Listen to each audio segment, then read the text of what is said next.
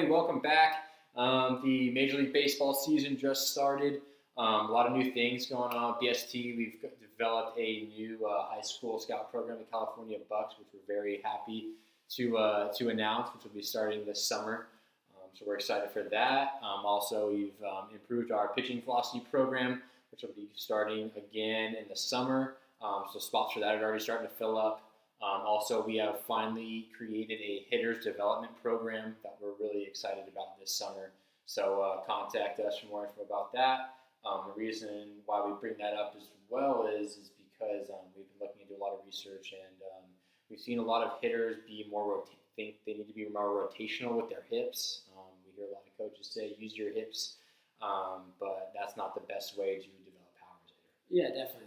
When you hear that coaching cue of rotate your hips or use your hips or rotate your hips, it's everywhere, right? But not a lot of people go into when do you rotate your hips, or the timing of rotating your hips. Because if I just pick up, put down, rotate, we're leaving out a huge aspect of how we can create power, right? So we can create power in two different ways, right? One is, like you're getting that rotation of the hips and separating and getting that rotational force. But also, if we're just doing that, we're not getting that linear power aspect where we want to land hard into our front foot, which also helps in hip rotation, but it also creates this force. And when we push back into ourselves, we end up rotating quicker. Mm-hmm. Yeah, and because power is developed from the ground up, and we need to use the ground to our advantage, like Aaron mentioned, not just rotate. Because when we just rotate, we're just creating power from our hips up the chain here instead of starting where the most power is developed from the ground. So that's something that we've come across, and it's not really a surprise, but no one really talks about that. So we wanted to bring it to light, and we've developed that. We put in drills and stuff for our hitters development program for the summer. But yeah, going off it, even Aaron talks about it a lot with our pitchers. So if you want to go a little more in depth about how the linear drive and how you go from linear to rotational power. Yeah, okay. So first we can use our lower half. So using the ground to create faster hip rotations, right? So if we're coming down the mound or we're coming down hitting wise, we want to load into that hip. And once we get to a good where our hips are out and our ankle to knee is going in a good direction, we want to be able to create force in a linear direction. We don't want to create it coming up. So if we just start applying force right off the bat and we just rotate, we're only using rotational force here. We're not getting anything linear. So, and you're saying rotational force, where is that power coming from if you're just rotating? If you're just rotating, all you're getting is that separation, right? So all you're getting is up here. We're not creating any force down from the ground where we want to create linear force. Mm-hmm.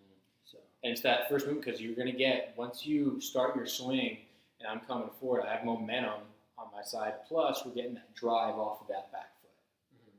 So once that ankle to knee gets in a good linear direction, once we start applying force, it helps our hips get through quicker. So not only are we just using our hips to rotate, but we're driving through the ground to rotate. So then that's going to help with hitting the ball harder, obviously, and farther. Yeah, and you can land in the front foot harder if you want to go into that a little bit. Mm-hmm. Yeah, because like Aaron talks about a lot, and we've had videos about lower body mechanics and pitching, but this is more geared towards hitters now. We're going to get into that more.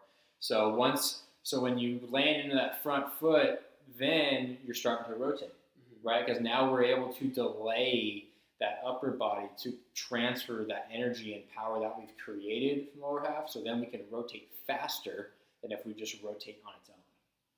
So then it's going to travel up, and then eventually, once we're able to make contact with the ball, we're able to hit the ball harder and farther. So that's kind of something that we're going into, and we've also seen it with a lot of coaches or even guys coming in saying, hey, like, I'm doing this, try to hit the ball harder. They try and just rotate as fast as they can because they've been told, hey, use your hips, rotate your hips. But the biggest thing is understanding how to develop the power and to get more out of rotating the hips. Because yes, there's going to be a time when you have to rotate your hips, but we're just trying to delay that so we can create as much energy and power as possible. And separation as well, to be able to transfer all that energy up to your hands, obviously, the bat, and make contact with the ball. So, do you have anything to add? Yeah, and just not only is it going to help with creating power, but if people are just teaching the hips, all the athletes know how to do is use their hips. But if we can teach our athletes how to use everything to their fingertips, they can be more consistent as well. Yeah. right? So it's one thing if you hit a home run every 100 at bats, but what if we could hit a home run every single at bat, right? That's the ultimate goal. Yeah, and just driving the ball and hitting for more power because that's the way that the game is going now. We got to be bigger, faster, stronger, hit harder, throw harder. So, but do it in the most efficient way and the healthiest way.